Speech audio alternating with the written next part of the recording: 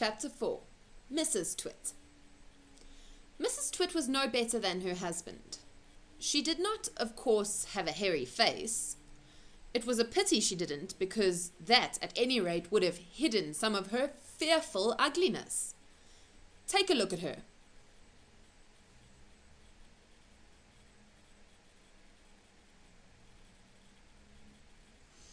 Have you ever seen a woman with an uglier face than that? I doubt it. But the funny thing is that Mrs. Twit wasn't born ugly.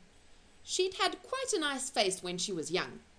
The ugliness had grown upon her year by year as she got older. Why would that happen? I'll tell you why. If a person has ugly thoughts, it begins to show on the face.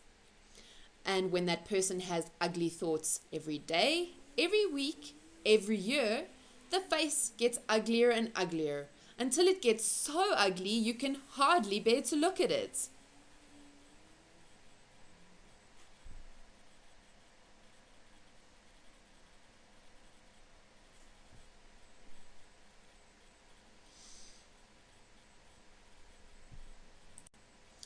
A person who has good thoughts cannot ever be ugly. You can have a wonky nose and a crooked mouth and a double chin and stick out teeth.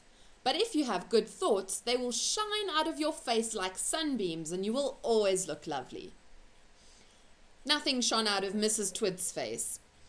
In her right hand, she carried a walking stick. She used to tell people that this was because she had warts growing on the sole of her left foot and walking was painful. But the real reason she carried a stick was so that she could hit things with it. Things like dogs and cats and small children. And then there was the glass eye. Mrs. Twit had a glass eye that was always looking the other way.